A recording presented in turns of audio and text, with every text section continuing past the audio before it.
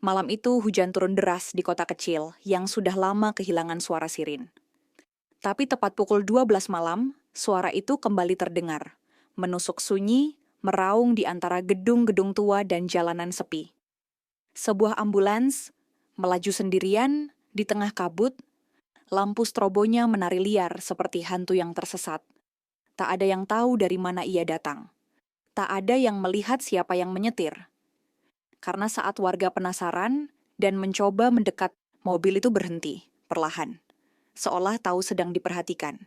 Tapi saat seseorang berani mengintip ke dalam, tak ada siapapun di kursi sopir. Tak ada tangan di kemudi. Tak ada bayangan tubuh. Hanya deru mesin yang hidup dan bau menyengat alkohol rumah sakit. Ambulans itu bergerak lagi, mundur, lalu berbalik arah sendiri, dan lenyap ke tikungan jalan yang gelap. Orang-orang mulai bertanya, apakah itu ambulans lama dari rumah sakit yang sudah tutup 5 tahun lalu? Yang katanya terbakar bersama sopir dan pasiennya. Desas-desus mengatakan, sopir itu meninggal di dalam ambulans, terjebak saat api menjilat kabin. Ia sempat memukul-mukul jendela, tapi tak ada yang datang.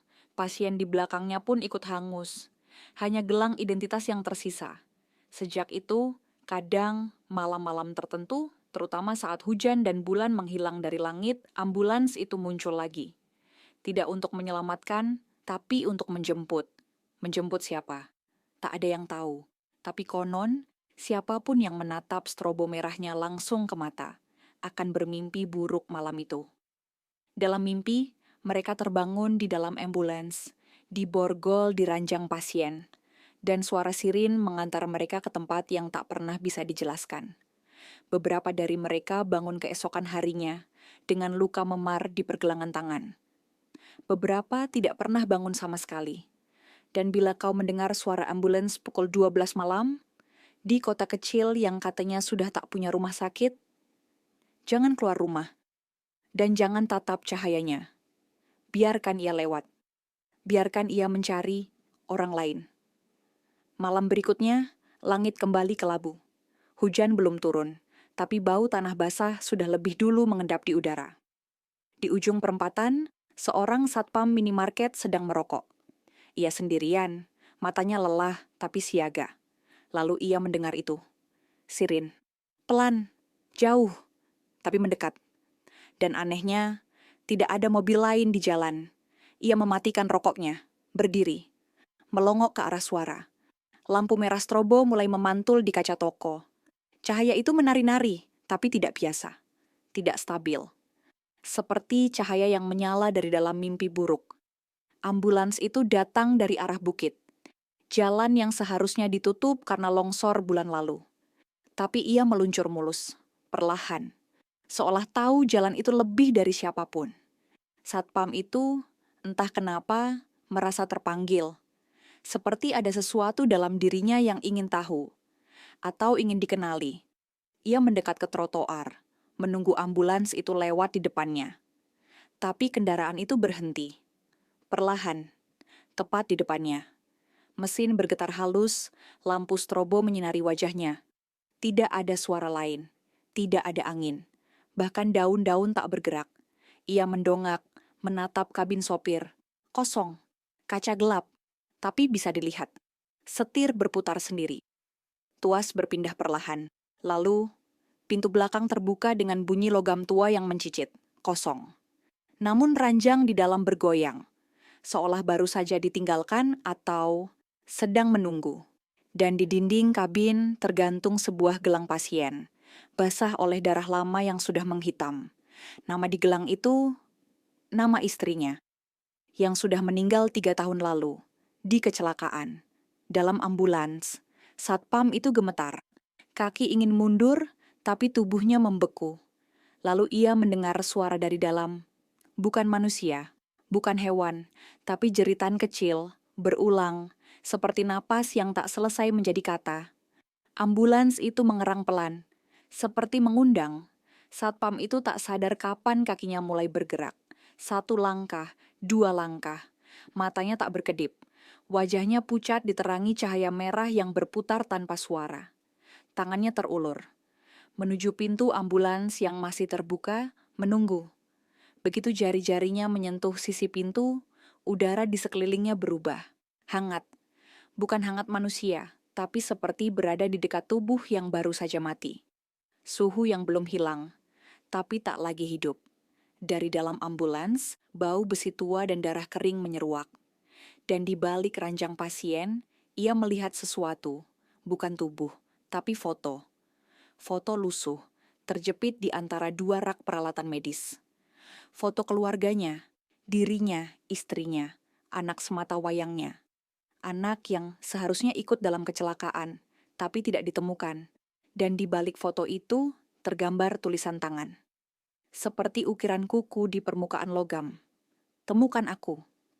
Lampu dalam kabin menyala sesaat, sebuah kilatan putih seperti dari ruang operasi.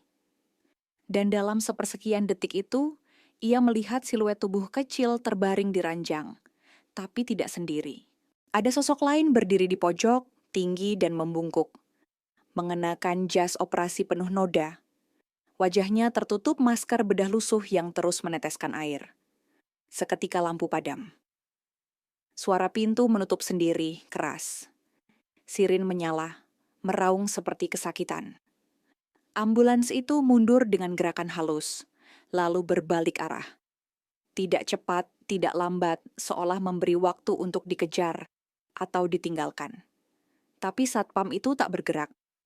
Ia hanya berdiri menatap jejak ban yang meninggalkan garis basah di jalan. Tangannya masih gemetar, matanya merah, bibirnya bergerak lirih. Aku ingat sekarang, kecelakaan itu bukan kebetulan. Dan dari kejauhan, di jalan yang sama, lampu strobo kembali muncul. Bukan satu, tapi dua. Dua ambulans, bukan hanya bayangan. Dua lampu strobo menyala bersamaan, merah dan putih bersilangan seperti mata yang tidak pernah berkedip. Suara sirinenya tidak serempak, satu memekakkan telinga, satunya nyaris tak terdengar. Seperti gema yang datang dari bawah tanah. Satpam itu tak lagi merasa berdiri di dunia yang dikenalnya. Suasana sekitar berubah aneh. Minimarket di belakangnya seakan memudar. Neonnya berkedip seperti ditelan kabut. Langit menghitam. Tapi tak hujan. Tak juga petir. Hanya keheningan yang menggembung. Ia berlari. Entah mengapa. Mungkin karena nalurinya memaksa, atau mungkin karena sesuatu membisikkan. Jangan di sini saat yang ketiga datang. Ia tak tahu dari mana bisikan itu berasal. Kakinya membawanya ke arah belakang toko. Gang sempit berisi tumpukan kardus basah. Tempat biasa kucing berkeliaran. Tapi malam ini tak ada suara binatang. Tak ada kehidupan. Lalu, suara mesin lagi. Satu lagi. Yang ketiga. Tapi bukan dari jalan. Dari gang. Mustahil pikirnya. Tak cukup ruang. Tapi suara itu jelas. Deru mesin, berat, tua. Dan di ujung gang, muncul siluet panjang, seperti mobil, tapi tubuhnya terlalu sempit, terlalu tinggi. Lampunya bukan strobo, tapi sepasang lampu sorot kuning pudar, seperti mata yang lelah tapi tetap menatap. Ambulans itu melayang, sedikit dari tanah. Rodanya tak menyentuh aspal, tapi ada jejak darah yang menetes perlahan di bawahnya, membentuk garis, menuju kakinya. Satpam itu gemetar. Tapi ia tidak bisa berbalik. Tubuhnya terkunci. Lalu, suara ketukan dari belakangnya. Pelan. 3 kali. Ia memutar kepala dengan susah payah. Di balik jendela minimarket, seseorang berdiri. Atau lebih tepatnya, sesuatu. Mengenakan seragam medis. Kepalanya miring dan tangannya memegang foto yang sama. Foto keluarganya. Dengan bagian wajah anaknya yang kini disobek. Di sobekan itu, tertulis dengan darah. Bukan kamu yang seharusnya selamat. Ambulans yang melayang mendekat, mesinnya tak lagi mengaum tapi mendesis. Seperti nafas terakhir pasien yang menolak mati. Dan di kabinnya, ranjang pasien terbuka, kosong. Tapi sabuk pengamannya menggantung dan bergoyang sendiri, seperti menanti tubuh untuk diikat. Langit mulai merintik. Tapi hujan yang turun, tidak jernih, merah, hangat. Lengket. Suara sirine kini terdengar dari segala arah. Tapi bukan sirine biasa. Sirin itu terdistorsi, serak, seperti pita suara yang dipaksa menjerit tanpa jeda. Kadang terdengar seperti tangis bayi, kadang seperti teriakan tertahan di dalam air. Tangan-tangan kecil yang menarik tubuh satpam itu tak berhenti. Mereka dingin, seperti jenazah yang baru diangkat dari pendingin mayat. Tapi mencengkeram kuat, seolah mereka tahu betul siapa yang mereka tarik. Seolah mereka menuntut janji yang tak pernah ditepati. Tubuh satpam itu mulai terseret pelan ke arah ambulans yang masih melayang. Ranjang pasien kini kosong lagi, tapi sabuk pengamannya terbuka. Menganga. Dari dalam kabin muncul suara pelan. Rekaman, samar, tua, terpotong-potong. Pasien, kode merah, kehilangan banyak darah. Identitas belum diketahui, anak laki-laki, usia 7. Lalu terdengar suara lain, seorang pria. Nadanya panik, tercekat, seperti baru saja menyaksikan sesuatu yang tak bisa dijelaskan. Itu bukan pasien, itu anakku. Listrik di sekeliling gang meledak satu persatu. Sparks beterbangan. Dan di saat yang bersamaan, tubuh satpam itu jatuh berlutut. Tangannya gemetar, matanya membelalak. Karena kini ia melihatnya. Seluruh dinding gang, penuh coretan nama-nama anak. Ditulis dengan darah yang sudah mengering. Dan di tengah dinding itu, satu nama lebih besar dari yang lain. Raka, anaknya. Yang dulu ia akui sudah mati, tapi sebenarnya ia ditukar, dikorbankan, untuk menyelamatkan dirinya sendiri. Dan ambulans itu, sejak malam itu, terus datang, mencari apa yang belum selesai. Dari kejauhan, suara rekaman kembali terputar. Kali ini lebih jelas. Waktu kematian, pukul 27 dini hari. Penyebab tidak tertolong karena sang ayah menolak tanda tangan operasi. Satpam itu kini menutup telinganya, menjerit, tapi suaranya tertelan sirin. Dari sekeliling, ketiga ambulans kini membentuk lingkaran. Lampu mereka menyinari tubuhnya yang roboh, seolah tengah disorot dalam ruang bedah terakhir. Langit terbuka dan darah turun lebih deras. Di dalam kabin, ranjang pasien terisi lagi. Tapi kali ini bukan anak. Dirinya sendiri, terbaring, matanya terbuka, menatap ke atas. Dan dari atas, sosok-sosok berseragam medis tanpa wajah, dengan masker penuh noda hitam, mulai mendekat perlahan. Satu dari mereka membawa pisau bedah. Yang lain membawa toples kosong, berlabel penyesalan. Ambulans tak bergerak. Ia diam, seperti sedang mendengar sesuatu. Seperti sedang menimbang, apakah yang di dalamnya layak dilanjutkan atau dibuang. Di luar, lorong daging masih berdenyut pelan, tapi iramanya berubah. Tak lagi seperti detak jantung. Lebih seperti Ishak. Ishak seorang anak yang tertahan di ruang tunggu. Tak pernah dipanggil masuk, tak pernah dipeluk kembali. Satpam itu masih terbaring di ranjang. Tapi tubuhnya sudah bukan miliknya sepenuhnya. Di bawah kulit, sesuatu mulai menggeliat. Seperti kabel infus yang hidup. Seperti penyesalan yang ingin keluar. Tapi tak tahu caranya. Ia mencoba mengangkat tangan. Gagal. Tangannya sudah dibebat, tapi bukan kain. Melainkan nama-nama. Gulung-gulung nama anak-anak yang hilang di malam-malam sepi. Nama-nama yang tak pernah muncul di berita. Nama-nama yang terhapus dari sistem rumah sakit. Nama-nama yang kini membungkus tubuhnya, mematikan geraknya. Satu nama menyala. Raka. Nama itu merambat ke dadanya. Membakar. Meninggalkan bentuk seperti luka lama yang terbuka kembali. Tiba-tiba, layar monitor detak jantung menunjukkan angka 0713 waktu kematian Raka. Angka itu berubah jadi pintu. Pintu yang terbuka pelan dari dalam layar. Dan di sana, di dalam monitor, ia melihat dirinya. Bukan sebagai penjaga, tapi sebagai pria yang duduk di ruang kantor rumah sakit. Memegang amplop, tebal. Mata satpam itu membelalak. Ia ingat, itu malam ketika ia menandatangani dokumen. Bukan untuk menyetujui operasi, tapi untuk mengalihkan urutan antrian donor. Ia dibayar, disuap, ia menerima. Dan ia menyesal, terlambat. Kini semua itu kembali. Ambulans bergetar. Pintunya terbuka lagi, tapi bukan ke koridor daging, melainkan ke sebuah ruang tunggu rumah sakit. Tapi bukan seperti biasa. Ruang itu sunyi. Lampunya hanya satu, menggantung dari langit-langit, berayun pelan. Di kursi plastik biru, ada anak kecil. Kepalanya tertunduk, tangannya memeluk boneka rusak. Kaosnya ternoda darah, tapi bukan dari luka. Dari luka orang lain, satpam itu berdiri. Entah bagaimana. Kakinya berat, seolah setiap langkah harus menanggung ingatan satu kematian. Ia mendekat. Anak itu mendongak. Raka. Matanya kosong, tapi tak mati. Ia tak tersenyum, tak marah, hanya menunggu. Aku masih di sini ya. Kau tak pernah benar-benar datang. Satpam itu gemetar. Mulutnya terbuka, tapi tak ada suara. Raka berdiri. Tangannya kecil, tapi kuat. Ia menunjuk ke balik pintu IGD.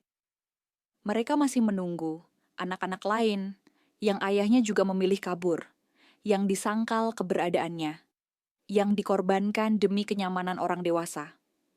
Satpam itu menoleh, dan dari balik pintu IGD, pintu-pintu terbuka satu persatu. Keluar anak-anak. Dengan selang infus masih terpasang, dengan tatapan kosong, dengan gelang pasien yang tak pernah dilepas. Mereka semua berjalan pelan, mendekat, melingkari. Raka berdiri paling depan. Ambulans itu bukan milik rumah sakit, bukan juga milik Tuhan. Ia milik kami. Kami yang dicuri waktunya. Kami yang dilupakan. Kami yang menunggu untuk menjemput kembali yang memutuskan pergi. Lampu ruang tunggu padam. Gelap total. Tapi suara langkah-langkah kecil terus terdengar, mendekat, serempak, ritmis. Dan ketika cahaya kembali, satpam itu sudah tak di sana. Ranjang ambulans kembali kosong, tapi sabuknya mengencang sendiri, seolah baru saja digunakan. Dan dari kejauhan, sirin kembali terdengar. Tapi bukan satu, bukan dua, bukan tiga, 4, 5, 6. Ambulans-ambulans itu meluncur di jalan-jalan kota. Tanpa supir, tanpa pasien. Hanya satu tujuan, mencari orang-orang yang pernah meninggalkan. Dan belum menebus, ambulans melaju. Menyusuri jalanan yang tak terdaftar di peta manapun. Jalanan sunyi yang hanya muncul saat dunia tertidur. Dan langit menjadi cermin dari neraka yang tak terbakar. Ranjang di dalamnya kosong, tapi hanya secara fisik. Karena jiwa yang ditinggalkan belum benar-benar pergi. Raka masih ada, bersama yang lain. Anak-anak itu tak bicara, mereka tak perlu, mereka mengingat, dan ingatan mereka adalah bahan bakar. Sementara itu, di sebuah kota lain, seorang perawat magang bernama Leila pulang dari shift malam di rumah sakit. Matanya lelah, pikirannya kabur. Tapi langkahnya terhenti di depan gang sempit tak bernama. Karena di sana terparkir sebuah ambulans. Mesin mati, lampu berkedip, pintu belakang terbuka. Tak ada supir, tak ada paramedis. Hanya ranjang di dalamnya dan sesuatu di atas lantai ambulans. Sebuah boneka kecil, terlilit gelang pasien. Dan di permukaan logam ambulans, tertulis nama Raka. Lila menatap nama itu. Jantungnya berdetak tak wajar. Bukan karena takut, tapi karena dia pernah mendengar nama itu 3 tahun lalu, ketika ia masih menjadi relawan di ruang IGD. Seorang anak kecil yang tak kunjung mendapat donor. Karena entah bagaimana, namanya terhapus dari sistem. Padahal Lila ingat betul, anak itu masih hidup saat ia menyiapkan infus, masih bisa bicara. Masih sempat menatap mata Lila dan berbisik, "Kalau aku nggak ada, bilang ke ayah, aku nggak marah, tapi aku masih nunggu." Lila menahan napas. Ia tahu ini bukan mimpi. Ia tahu ambulans ini bukan unit resmi. Dan ia tahu, kalau ia memalingkan wajah, ambulans itu akan mendekat sendiri. Ia melangkah mundur, tapi dari dalam ambulans terdengar bunyi, bukan sirin, tapi detak jam dinding, cepat. Tak wajar, seperti hitungan mundur. Di sisi lain kota, satpam itu, yang tubuhnya hilang dari ambulans, terbangun. Tapi bukan di rumah sakit, melainkan di dalam ruang putih. Kosong, kecuali satu kursi roda di sudut ruangan. dan satu layar CRT kuno yang menyala sendiri. Gambar di layar, wajahnya sendiri, tapi lebih muda, sedang tersenyum, menandatangani sesuatu, menerima amplop, dan dari speaker terdengar suara anak-anak bernyanyi. Pelan, teratur, menakutkan. Kalau engkau lupa, kami yang ingat. Kalau engkau lari, kami yang ikut.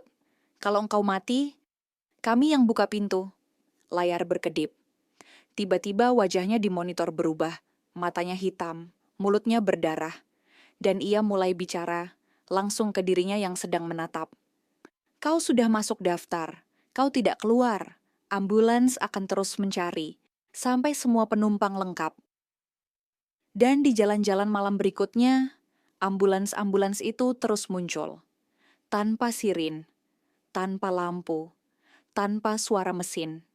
Hanya ada satu suara yang selalu muncul sebelum pintunya terbuka. Tanda tanganmu sudah dicatat.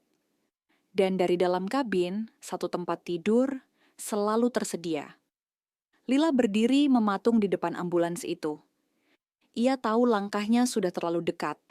Pintu belakang terbuka, tidak dengan suara berderit seperti pintu tua, tapi dengan desahan lembut, seperti napas terakhir dari pasien yang tidak sempat ditolong.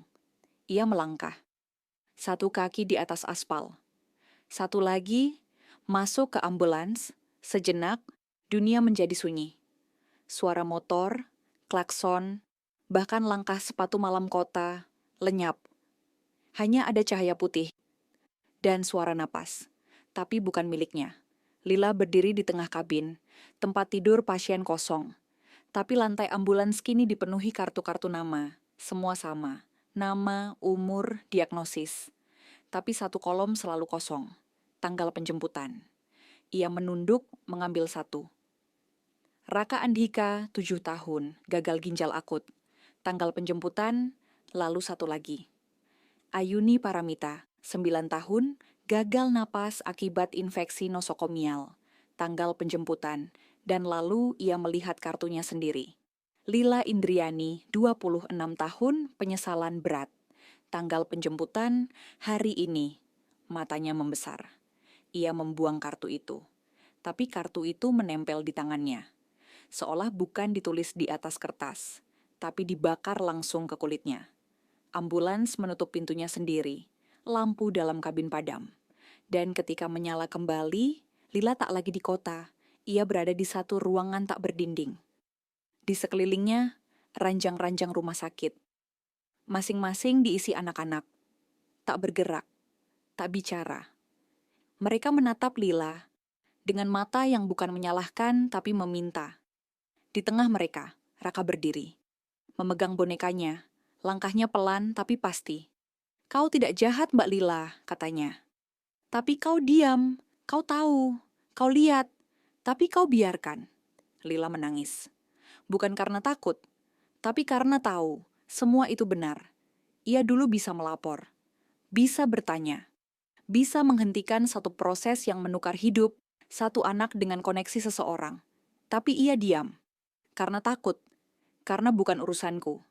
Raka mengangkat tangan, tangannya kecil, dingin, seperti tisu basah dari ruangan ICU. Ia menyentuh dada Lila. Dan di sana, tiba-tiba, semua suara kembali. Jeritan anak-anak, isak napas yang tak selesai. Bunyi mesin ventilator. Semua yang pernah ia coba lupakan, kini kembali. Dan lalu, semuanya hilang, gelap, sunyi. Lila terbangun. Ia berada di tempat tidur rumahnya. Basah keringat, jantung berdetak tak karuan. Di tangannya, ada bekas gelang pasien. Di meja samping tempat tidur, ada satu kartu nama yang tak pernah ia miliki sebelumnya. Lila Indriani, relawan Rumah Sakit Bunga Raya, aktif. 2021 sampai 2022, dicatat untuk diingat. Ia bangkit perlahan, mata berkaca-kaca, lalu berjalan ke meja, menyalakan laptop, membuka kembali berkas-berkas lama, mengirim email ke redaksi, melampirkan data yang selama ini ia simpan tapi takut sebar. Dan di kejauhan, di jalanan sunyi malam itu, ambulans tua itu tak terlihat lagi. Untuk pertama kalinya, kosong. Bukan karena tidak ada korban, tapi karena satu jiwa akhirnya memilih mengingat. Ambulans itu tak selalu membawa kematian. Kadang, ia hanya membawa peringatan.